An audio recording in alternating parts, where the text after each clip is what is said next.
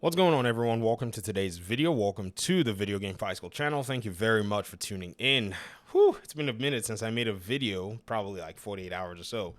But I had to take a break and I was enjoying the rest. So we're back on the conversation with superhero games in the DC universe.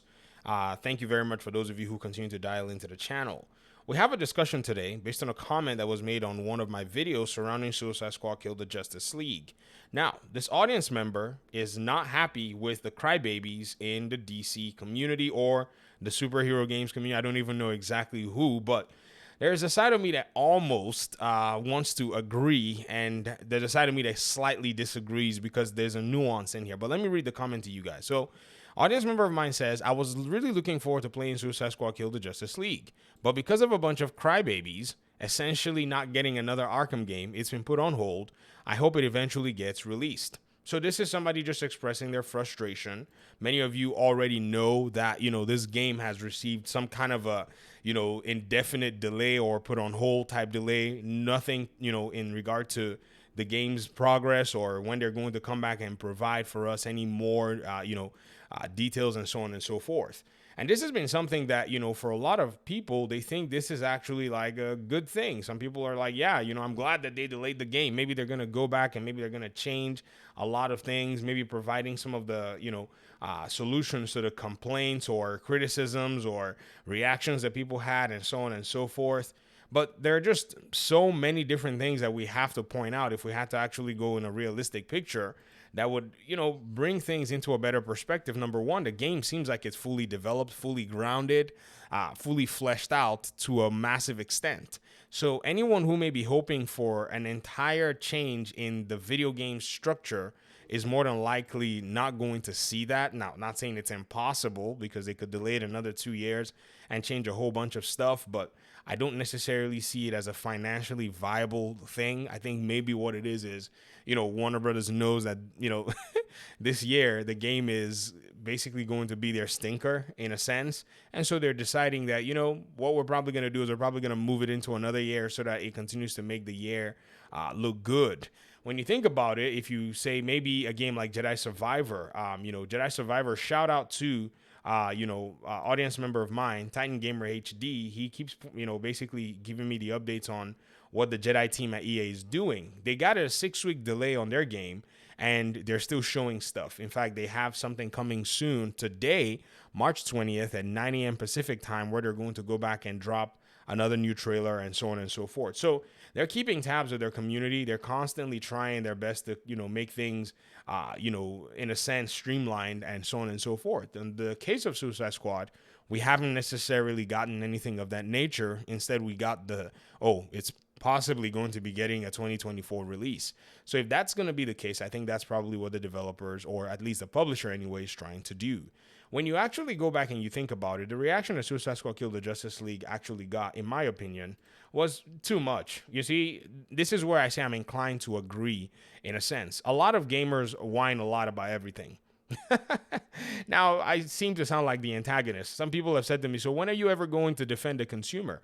Well, I defend the consumer at every given, point where I possibly can, because the consumer is going to always be catered to because you have the power. We have the power. We have the money. We have the wallets.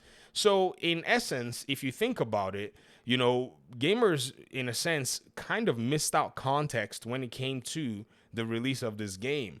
For those of you who already know, there were other games and are other games that are going to be coming out that do seem to have, everything that's, gamers are actually talking about wanting.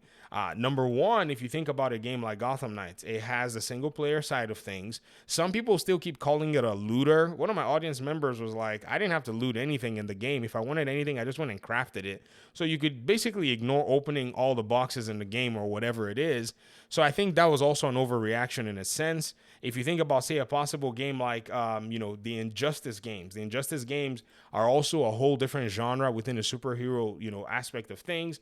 You think about Hogwarts Legacy. Hogwarts Legacy is also a single-player game, which came out this year. And then if you think about the Wonder Woman project that's going on, that is also a single player game that's coming. So having Suicide Squad Kill the Justice League be one game that is not going to fit in the image and the likeness of a lot of bougie gamers, and for them having to make a big stink out of it, to me, is an overreaction. And this is why I say I'm inclined to agree. I'm not necessarily so fond of all of the whining and crying that goes on online when people don't get what they want, because that's what babies do. I have some kids, and I can tell you, babies do that. They cry and whine when they don't get what they want. Now, on the other side, on the flip side, and I say this is where I'm inclined to slightly disagree, there are points that are being made that are valid overall as to the structure of the game and why the game sounds like a cash grab, which I definitely agree with. In fact, I strongly believe that Suicide Squad Kill the Justice League should be a free-to-play game. That is my premise, and that's where I stand. I've made multiple videos to this effect saying, well, if the publisher wants to go ahead and take this route or take this approach, I think they need to go the free-to-play route, simply because this is a game that is wanting to heavily monetize, a lot of the components surrounding it.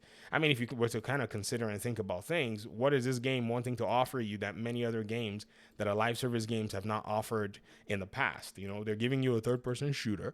They're going to be bringing skins, and they're going to be bringing all kinds of different, mechanics in terms of what these games and all these shooters have to do. How hard was it to put a game like this together? I don't know. I remember in 2018, I said Patrick Redding, not Patrick Redding. Stephen Hill said, oh, well, we'll talk to you guys. We're not making a Superman game. End up being that they're making this game, which to me looks like, because it's an Unreal Engine 4, I think it's a game that basically adapts to Fortnite's, gameplay ability system that is inside of Unreal Engine. So it doesn't seem to me that like there's much, in a sense, too original about a game like this, because the systems are already in place. They could have probably just harnessed them. Maybe they rebuilt, built, from scratch and from ground up. They built a gameplay ability system for themselves, but it doesn't really seem likely. I think they probably made their tweaks in terms of physics, in terms of gravity control, and so on and so forth. But at the end of the day, the game doesn't seem to have too much of a unique proposition. So if they really want to go the monetization route, then they need to commit to it and open up the game so that more people can just say, all right, this is what this game is. And if we're going to jump in and, spend money on these different parameters or different areas, then the game is not asking you $70 right off the bat. Now, I know some people may also disagree with the possibility of that happening, but some of you are saying that maybe they're going to go ahead and change it from an online-only game. In fact, it is more likely that they make the game a free-to-play game than to change it from being an online-only game, because making it to be a game that runs on your console is really going to continue to just expose what I've already concluded about these new consoles a long time ago. They are kind of whack for what it is that they've been marketed to be. They don't really have the strength to carry a lot of these video games whenever it is they get very ambitious. Gotham Knights really did expose the way that these consoles are very limited. I mean, I know, people say, oh, well, Gotham Knights had issues on PC as well, too. I get it. But on PC, day one, you could just go ahead and lock your frame rate to 60 FPS manually. It was not really a big deal, especially on the PC player side, except maybe somebody was new to PC. They hadn't gotten a bad PC port in their lives, which Arkham Knight had a bad PC port. A lot of games come out with PC ports that they just kind of just make and just say, we don't care. And the console ports usually get the best treatment overall. And I can tell you for certain that, a lot of people, could have benefited more if these consoles were able to do the job. Or if Warner Brothers had gone the online route where you had to be constantly online and run a whole bunch of tasks on the server like Suicide Squad is trying to do, they would have been able to get this game functional because of its co-op aspect of things. Or maybe they could have taken the co-op aspect out of this game entirely and made it a whole separate platform like Red Dead Online does, and a whole bunch of other games where they have a single player side of the game, and then the online portion is a whole different place where you log into a different server, and so on and so forth. So the free-to-play argument to me with Suicide Squad Kill the Justice League is not out of question. In fact, I think it's probably going to be the middle ground solution if the fans and the audience, if the fans and the publishers are to get to any, point of agreement overall. And if the game is to financially be viable and compete with other superhero games that seem to be on the release deck, then it makes a whole lot of sense, because this game is not going to compete with Spider-Man. This game is probably not going to be able to compete with Wonder Woman game when Monolith finally brings the game out. It's not going to be able to compete with the Wolverine game. And so when you think about all of that, it's not even going to be able to compete with Mortal Kombat in this year's calendar. So when you kind of think about things, I think that might be the way to go for them to open it up and unlock it. But by and large, I can understand the frustration from some gamers who said, it's okay for another game to, have a different aspect and a different take.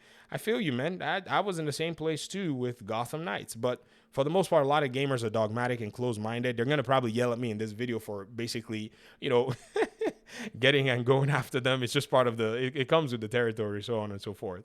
But anyways, I'll get out of your hair. Thank you so much for your time and audience. I appreciate you guys so much. And let me hear your thoughts in the comment section, and hopefully we'll talk pretty soon in another one. Peace out.